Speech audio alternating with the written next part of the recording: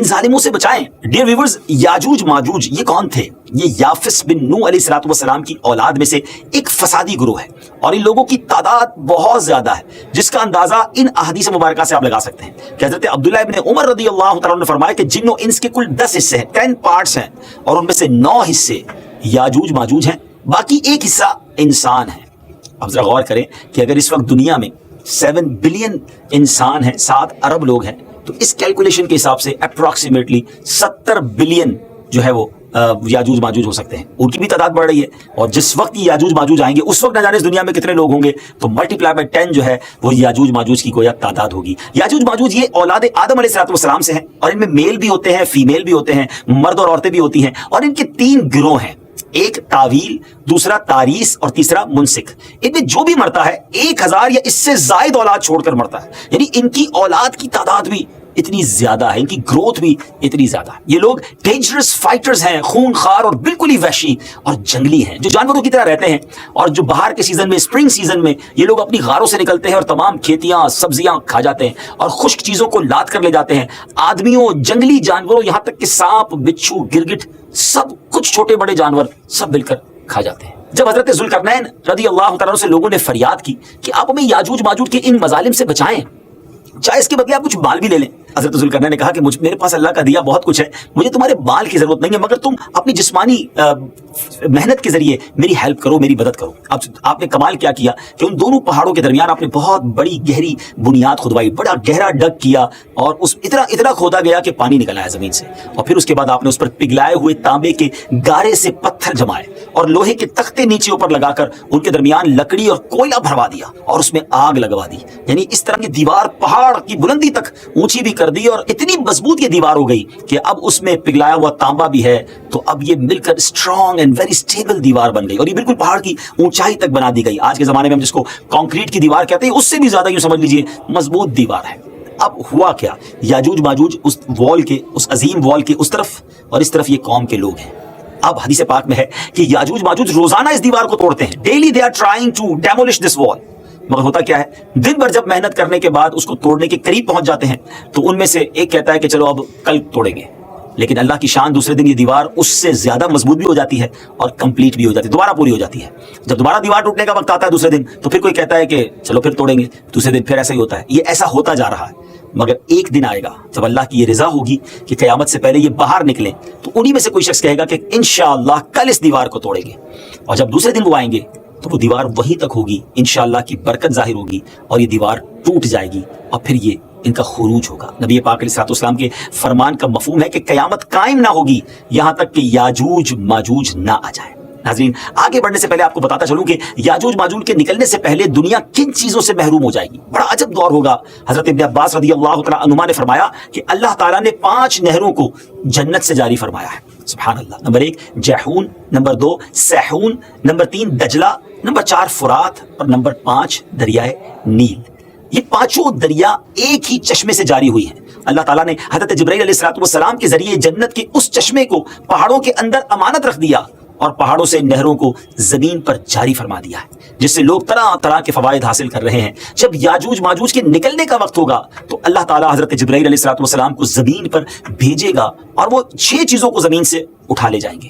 وہ 6 چیزیں کون سی ہوں گی؟ ناظرین، قرب قیامت میں گوگ مگوگ یاجوج ماجوج کے آنے سے پہلے یہ 6 چیزیں دنیا سے چلی جائیں گی۔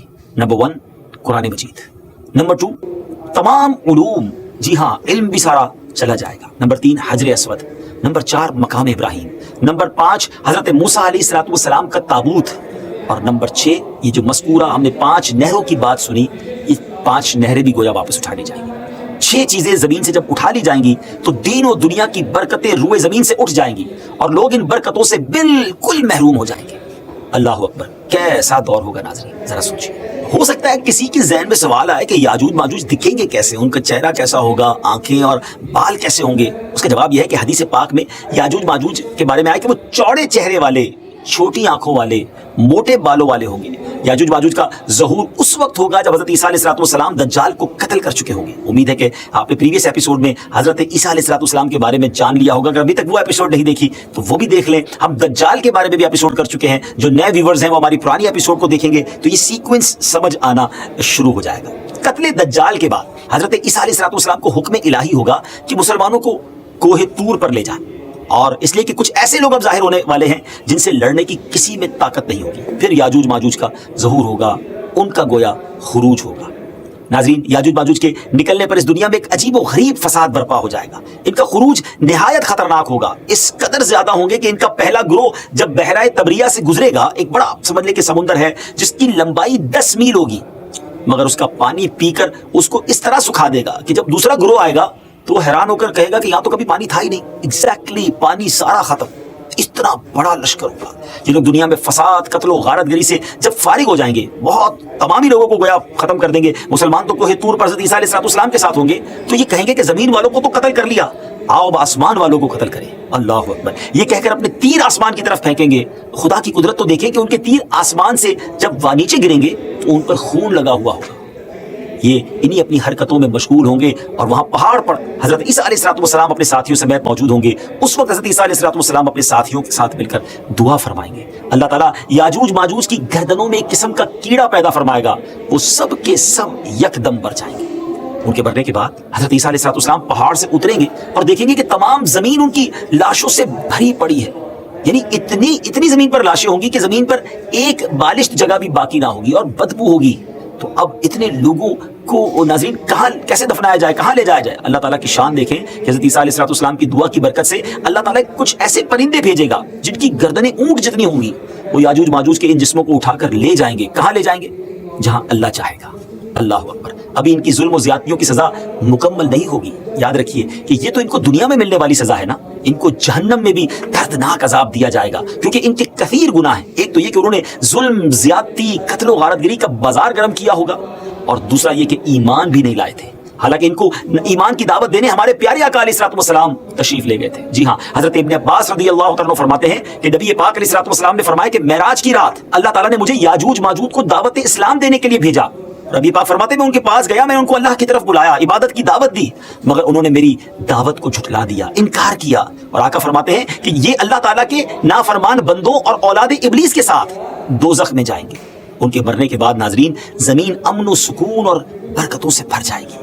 اللہ کی نعمتیں اس قدر زیادہ ہوں گی کہ روایتوں میں آتا ہے کہ ان کے مرنے کے بعد زمین پر بارش اتنی زیادہ ہوگی کہ زمین برابر ہو جائے گی، اور زمین کو حکم ہوگا کہ اپنے پھلوں کو اگا اور اپنی برکتیں اگل دے، اور آسمان کو حکم ہوگا کہ اپنی برکتیں انڈیل دے۔ تو برکت کا یہ عالم ہوگا کہ ایک انار کو ایک گروہ کھا سکے گا، اور دودھ میں یہ برکت ہوگی کہ ایک اونٹنی کا دودھ جماعت کو کافی ہوگا، اور ایک گائے کا دودھ پورے قبیلے کو کافی ہوگا، اور ایک بکری کا دودھ پورے خاندان کو کافی ہوگا۔ گویا ہر چیز میں برکتیں آ جائیں گی۔